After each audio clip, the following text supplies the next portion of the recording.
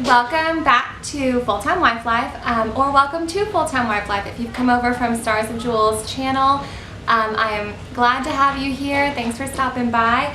Today, if you haven't noticed by the title, I am collaborating with Stars of Jewels on where we honestly got at the end of our last school year in each of our subjects. Now, I think this is important because I think that there's definitely not a lot of information out there as far, I mean, we all love sharing what curriculums we've chosen for the year, but a lot of times you don't see what the reality is, what the reality of the end of the school year looks like in homeschooling, and how do you know when you're finished with the school year. And so I have younger elementary school students, and I have the advantage of living in the state of Florida, which is very relaxed as far as the requirements for homeschooling.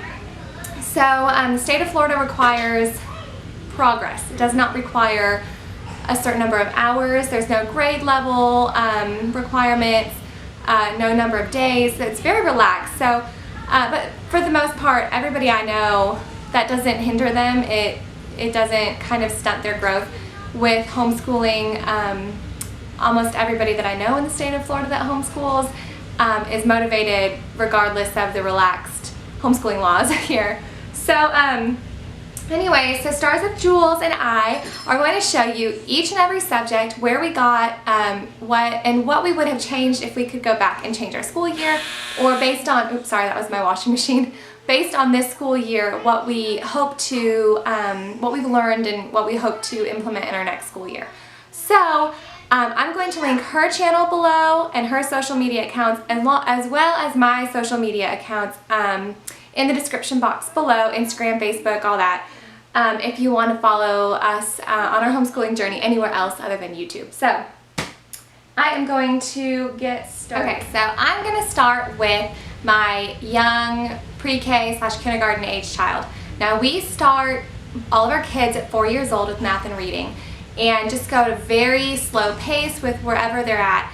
There's no structured lesson plans. It's just if they're able to move through some lessons, then we move through it with them, and that basically gives them a foundation of being a little bit ahead when they do start kindergarten age work. So my son, we start, so for example, we started kindergarten math with him this year, and we use Horizons kindergarten math. All of this is linked. My curriculum choices video from the beginning of last school year is linked below, and you'll see all of this there. There's some curriculum I was going through, and I said maybe we will, maybe we won't continue this. So if you don't see it here, we chose not to continue it. So this is like every subject that we've done. So Horizons Kindergarten Math Book 1, he was able to complete Book 1. I think there's 80 lessons total. Yeah, he completed all 80 lessons in Book 1. And he got through lesson number, we had just barely started Book 2 by the time that we stopped the school year.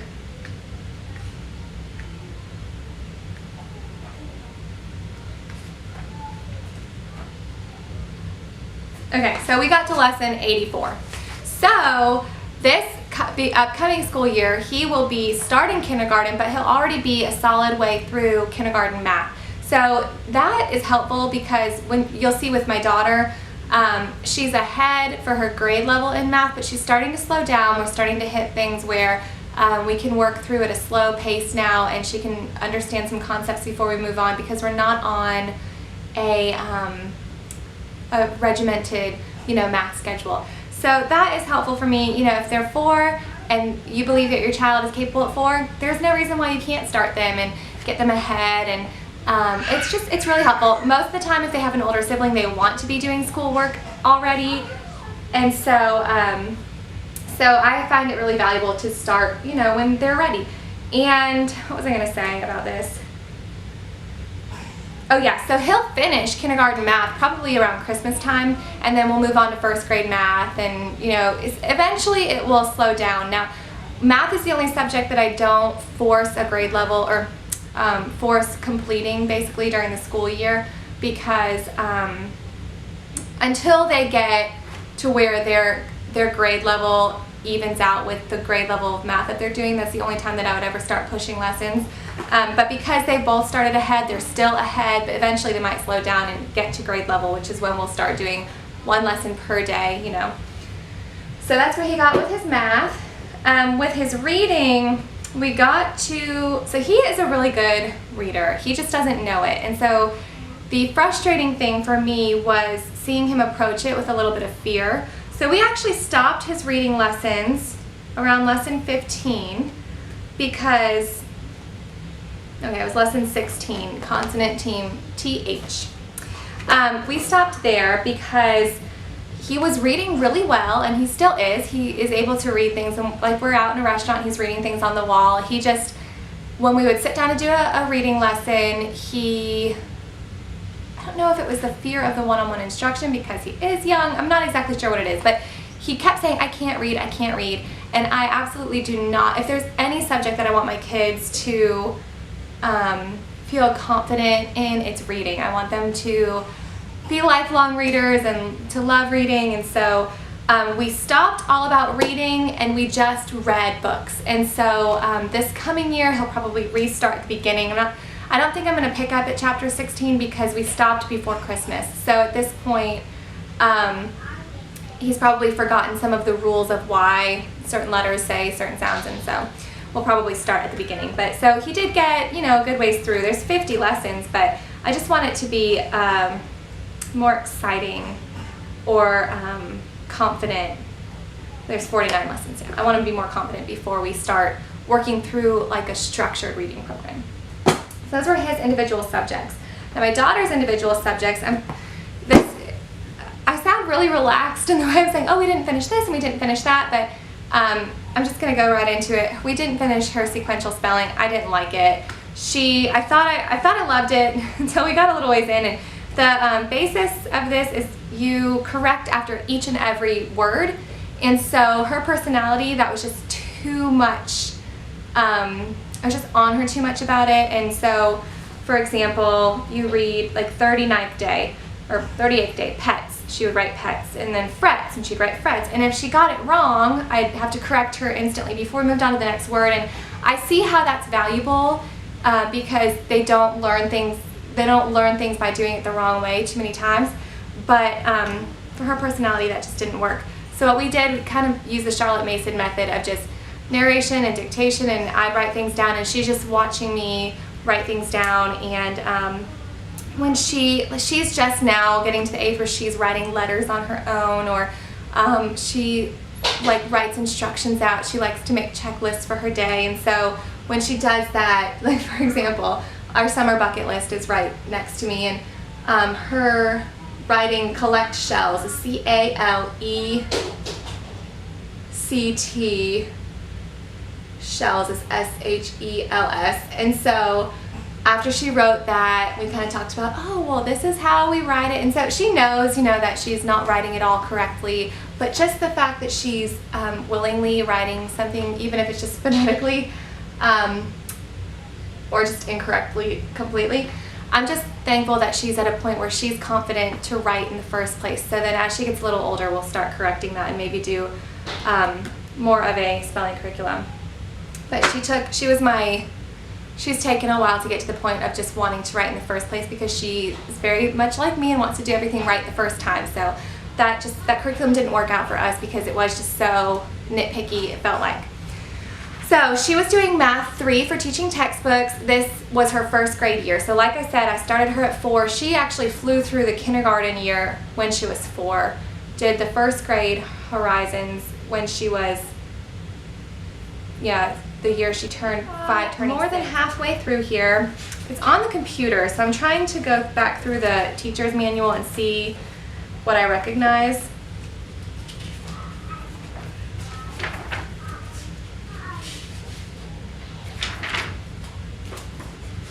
Oh yeah, here we go.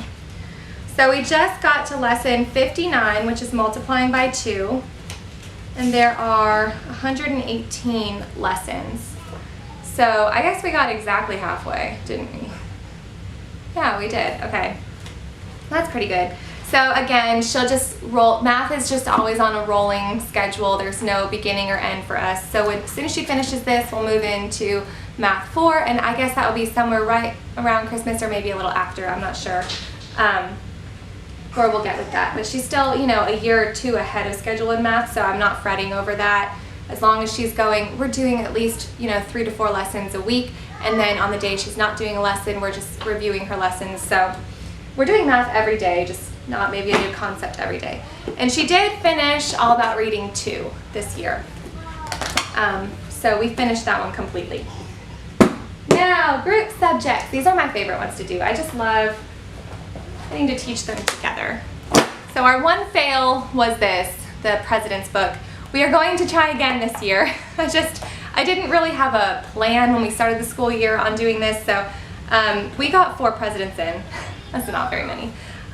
It was fun though, and this was not, you know, a very structured subject for us. It was just kind of an addition to the end of our week if we got around to it. So they enjoyed this, and I enjoyed it, but just throughout the year when you get busy, if you don't have something set in stone, it just doesn't happen. So this was one of those, and the way that I'm kind of restructuring our school year next year, hopefully these little subjects will have more, I'll have more time for, but I'll explain that when I'm done going through. So we didn't finish this. Story of the World, we got to chapter 24. And there, how many are in here? No, there's quite a few chapters in here, so I never expected to finish this year. I expected to take 1.5 years to 2 years on each cycle of this. Not able to see how many lessons there are. Where is it? Okay, here we go. There are 42 chapters, and each chapter, you know, with the amount of the different ideas they give you in here, you could take 1 week to 2 weeks on each chapter. And so this ended up being probably the main subject in our school year this past year. We loved it. So we didn't move on very quickly from each chapter because the kids were so interested and I was so interested, and we were doing more than one project for each chapter and just reading and doing all of the different map work, and we loved it. Now we got that far, but we are going to go back to chapter 20 when we start this upcoming school year, because we're going to be going through it with some friends and kind of like a history co-op style. And so we kind of picked a good starting point, which is the first Olympics, and it's because the Olympics are coming up. So we're going to start back at 20, but that's okay because a little bit of review doesn't hurt anybody. So I'm very proud of how far we got in this, because even though we didn't get, you know, to the end, the amount of information that we were able to cover this school year just kind of blew me away. I never expected my kids to be that interested in history, because I wasn't, but this curriculum really made me interested in history. So, you know, that's how it goes. We finished beginning geography. I really highly recommend this. I absolutely loved this. It worked for both of my children's ages, and even if we were to have started it this year, it would work for both of their ages. It's a really great curriculum. So yes, we got all the way to the end, which was how many lessons?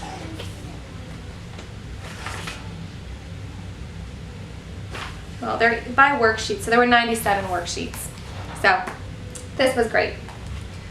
And astronomy, thanks to my dad being their teacher, we finished our year of astronomy as well.